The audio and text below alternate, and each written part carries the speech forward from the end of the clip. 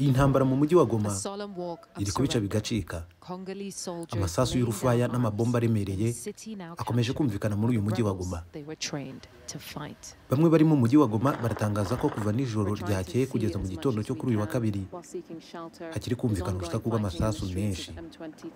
Nyuma y'imirwano yabaye kuwa mbere cyane cyane mu burasirazuba bw'uyu mujyi. Icyakora biracyagoye kumenya neza ibice bigenzurwa n'ingabo za leta zigihanganye n'umutwe wa M23 winjiye mu mujyi wa Goma ugatangaza ko wawufashe. Nibyo M23 yafashe Goma. Igisirikari cya Irigwe gifite ingabo ziri mu butumwa bwa MONUSCO cyasohoye itangazo rivuga ko nyuma y'umuhate wa MONUSCO impande ziri kurwana zumvikanye agahenge. Zikavuga ko ako gahenge katangiye kubahirizwa saa moya z'ijoro i Goma. MONUSCO, ingabo za leta cyangwa M23 ntacyo baratangaza kuri ibi bivugwa n'ingabo za Irigwe. Icyakora Gahika, muheto ukorera ubucuruzi hagati mu mujyi wa Goma, ari naho atuye, yabwiye ibitangazamakuru birimo na BBC ko muri iki gitondo no kuva nijoro hari agahenge. Ariko nubwo byari bimeze bityo, byacishagamo hakanyuramo amasasu kandi ngo akavuga ari menshi hirya no hino i Goma. Uyu mugabo yavuze ko ibintu bimeze nabi cyane ndetse ngo nta muriro w'amashanyarazi, nta mazi, nta bucuruzi. I Goma ngo abantu bari mu nzu gusa. Capitalized on confusion. Ari uko bagiye gushaka moteri yo kugira ngo ashagingeho telefone ye abone umuriro abashe kuvugana n'abatatanye bahungiye intambara muri Goma. Uruhande rwa leta ya Kinshasa rurimo kuvuga ko ingabo za FARDC zisubize ibice byinshi bya Goma byari byafashwe na M23. Ariko ibi ntabwo twabihagararaho kuko ntacyo M23 yo irabivugaho.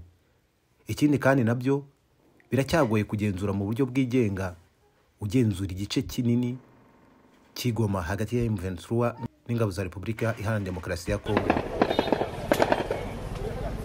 Uretse gato kugira wumve uburyo iyi ntambara ikomeye, ibiro ntaramakuru AFP bivuga ko imirwano yo kuwa mbere Goma yahitanye abasivile 17. Abo ni abasivile, abarenga 300 nabo barakomeretse. Ibihugu by'uburengerazuba bikomeje gusaba ko imirwano ihagarara agakomeza ibiganiro by'amahoro. Marco Rubio, umukuru w'ububanyi n'amahanga bwa Amerika, kuwa mbere mu kiganiro kuri telefone na Perezida Tshisekedi ngo yamaganye ibitero bya M23 nkuko bivugwa na Tshisekedi.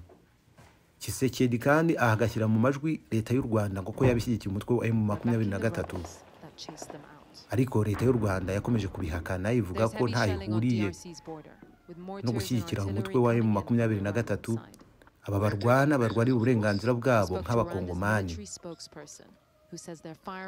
Hagati aho, Repubulika ya Demokarasi ya Kongo yasabye akanama gashinzwe umutekano ku isi muri ONU kongera guterana. Isaba noneho ko ubu kafatira ibihano bikomeye u Rwanda. U Rwanda rwo ruhakana kenshi gufasha umutwe wa M23, rukagaragaza ko ibibazo bya Kongo bireba Kongo ndetse ari nayo ikwiriye kubikemura.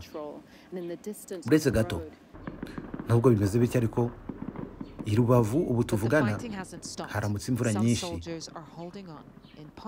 Amagahenge kabaye nijoro mu gitondo, na n'ubu haracyumvikana urusaku rw'amasasu n'ibisasu biremereye mu gice cya Goma cyegereye u Rwanda. Ibisasu byarashwe biri kugwa mu Rwanda kuva kuwa mbere kandi biri guhitana abantu. Imibare y'igisirikare igaragaza ko abagera kuri 5 bamaze kwicwa n'ibyo bisasu. Abagera kuri 35 byarabakomerekeje nk'uko byatangajwe n'ingabo z'u Rwanda.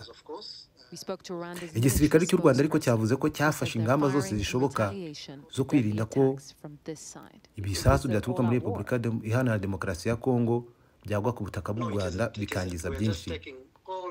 Muri ubu bwirinzi harimo uburyo bwo gushwanyaguza ibisasu byarashwe bikiri hejuru, ibyo bamwe ku mbuga nkoranyambaga bavuga ko ari ubuhanga bwa Iron Dome burimo gukoreshwa. Umuvugizi w'igisirikare cy'u Rwanda yabwiye itangazamakuru rya leta ko ibyo bagiye barasa ari ibisasu byabo.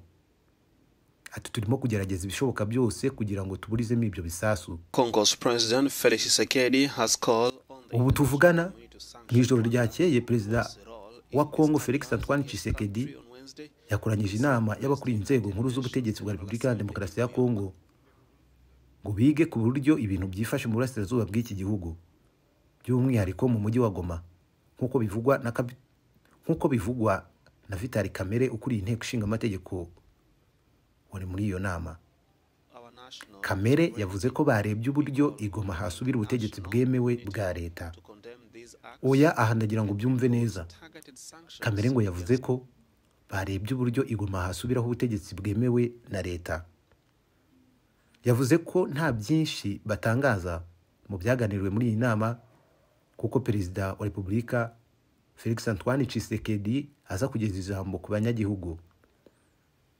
Gusa ntihazwi neza umunsi n'igihe Tshisekedi aza kugeza ijambo ku banyagihugu ku ngingo zafashwe na leta akuriye ishinja u Rwanda kuba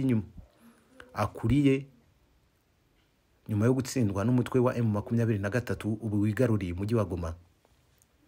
Hagati ariko mu mijyi ya Bukavu mu ntara ya Kivu y'Amajyepfo na Beni muri Kivu y'Amajyaruguru kuwa mbere habaye imyiyerekano ikomeye ya rubanda yateguwe nabo ku ruhande rwa leta yo kwamagana umutwe wa M23 no kuvuga ko bashyigikiye ingabo za FARDC. Nubwo bimeze bityo ariko ubwo umutwe wa M23 warangizaga gufata Goma ndetse ukabitangaza kuri uyu mupaka wa Goma n'imbere mu gihugu, ababibonye bagaragaza ko babonye imbaga y'abantu bishimira itsinzi ya M23 ndetse bamwe bakasubiramo amagambo ko ibabohoye. Zimwe mu ntego z'uyu mutwe wo kubohora abanyekongo abatutsi bavuga ikinyarwanda bakomeje guhohoterwa muri kiriya gihugu n'ubutegetsi bwa Kongo. Nubwo bimeze bityo ariko ibiro bya perezida wa Afurika y'Epfo byo byatangaje ko perezida Cyril Ramaphosa w'icyo gihugu na Paul Kagame w'u Rwanda baganiriye kuri telefone ku buryo ibintu byifashe mu burasirazuba bwa Kongo. Aba hari ibyo bavuganye. Afurika y'Epfo yapfushije abasirikari bagera ku 9 mu mirwano yabaye kuwa 5 no kuwa 6 w'icyumweru gisize hafi y'Igoma. Ibi ngo byateye uburakari mu gihugu cyabo n'igitutu cy'abatavuga rumwe na leta ya Pretoria.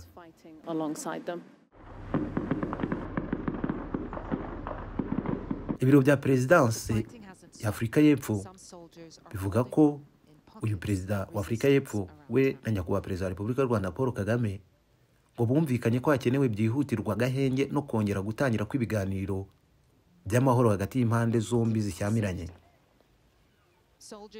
Leta ya Kinshasa yahakanye ko itazigera ijya mu biganiro n'umutwe wa M23 ivuga ko ukigikirwa n'u Rwanda.